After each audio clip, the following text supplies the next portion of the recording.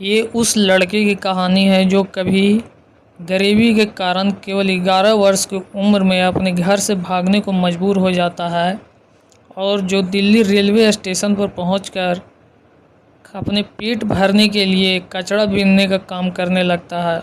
और एक दिन ऐसा आता है कि अपनी मेहनत और लगन के बदौलत वो अंतर्राष्ट्रीय फ़ोटोग्राफ़र बन जाता है। विकी रॉय आज एक अंतर्राष्ट्रीय फ़ोटोग्राफ़र हैं और किसी के पहचान के मुरीद नहीं, लेकिन उनका जीवन बेहद कष्टपूर्ण था। विकी रॉय पश्चिम बंगाल के पुरुलिया के गांव में एक बहुत ही गरीब परिवार में जन्म लेने वाले थे। जब वो छोटे थे तो उनके माता पिता की हालत इतनी ख़राब थी कि उनको नाना नानी के यहाँ छोड़ दिया था, लेकिन उनको वहाँ भी अत्याचार झेलना पड़ता था।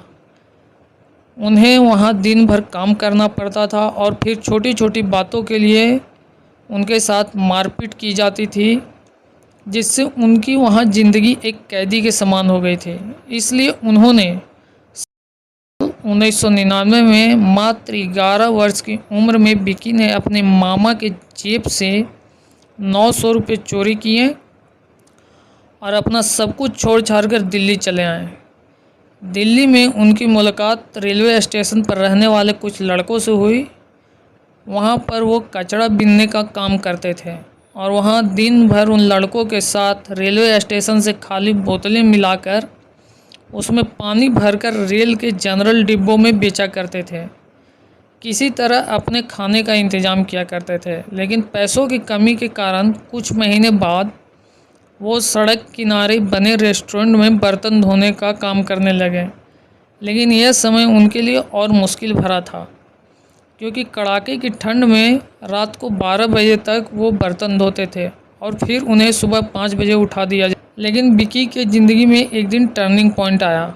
एक बार उस रेस्टोरेंट में एक सज्जन व्यक्ति खाना खाने आए और उनकी नज़र विकी पर पड़ी, तो उन्होंने विकी को समझाते हुए कहा कि इतनी छोटी उम्र में तुम्हें काम करने की ज़रूरत नहीं है, तुम्हें तो पढ़ाई लिखनी करनी चाहिए, ना कि पैसा कमाना चाहिए। फिर उसे सलाम बालक ट्रस्ट नाम की एक संस्था में लेकर गए। वहाँ उनका दाखिला 6ठी कक्षा में करवाया, लेकिन 10वीं क्लास में आने के बाद विकी को परीक्षा में मात्र 48% मार्क्स आए, जिससे विकी काफ़ी दुखी रहने लगे। उसके बाद 2004 में ट्रस्ट के अंदर ही एक फ़ोटोग्राफिक वर्कशॉप का आयोजन होने जा रहा था, जिसके लिए ब्रिटिश फोटोग्राफ़र पैक्सी बेंजामिन आए हुए थे और विकी ने फ़ोटोग्राफ़ी में इतनी दिलचस्पी दिखाते हुए उनसे फ़ोटोग्राफ़ी सीखने का आग्रह किया। लेकिन विकी के साथ एक समस्या थी कि विकी को अंग्रेज़ी नहीं आती थी।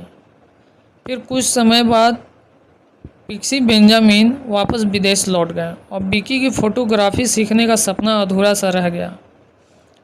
लेकिन किस्मत विकी के साथ थी और उन्हें दिल्ली के एक फ़ोटोग्राफ़र एनी मान से मिलने का मौका मिला और विकी उनकी वर्कशॉप फ़ोटोग्राफ काम करने लगे, जिसे उन्हें अपना खर्चा उठाने के लिए महीने के 3000 रुपये और मोबाइल का खर्च मिल जाया करता था।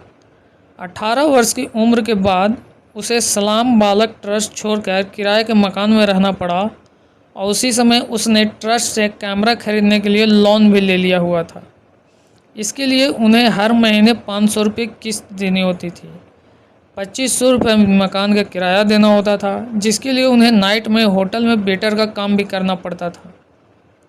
2007 में विकी ने इंडिया हैबिटेट सेंटर में अपनी फ़ोटोग्राफ़ी की पहली एग्जीबिशन लगाई, जिसका नाम था स्ट्रीट ड्रीम्स, जिससे विकी बहुत फेमस हुए। उसके बाद उसने विदेशों का दौरा करते हुए रामनाथ फाउंडेशन के लिए फ़ोटोग्राफी करने का ऑफ़र मिल गया और वहाँ उसने वर्ल्ड ट्रेड सेंटर के पुनर्निर्माण की फ़ोटोग्राफी की स्टडी की। इंडिया लौटने के बाद उसे सलाम बालक ट्रस्ट ने international award for young people और 2010 में ब्रेन इंडियन लेडी एसोसिएशन द्वारा यंग अचीवर से भी नवाजा गया।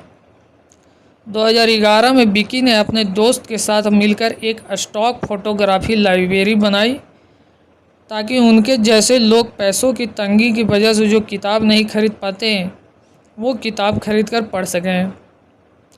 2013 में विकी का सिलेक्शन 8 अन्य फोटोग्राफरों के साथ हुआ मिशन कवर शॉट के लिए, जिसके लिए वो श्रीलंका गए। अपनी पहली किताब लिखी होम स्ट्रेट होम, जिसे नाजर फाउंडेशन ने पब्लिश किया।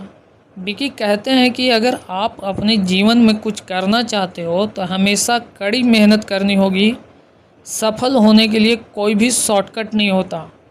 अगर अपने सपने को साकार करना चाहते हैं तो उस पर कड़ी नज़र रखें। बाधाओं से डर कर भागने से आप कभी सफल नहीं हो पाओगे।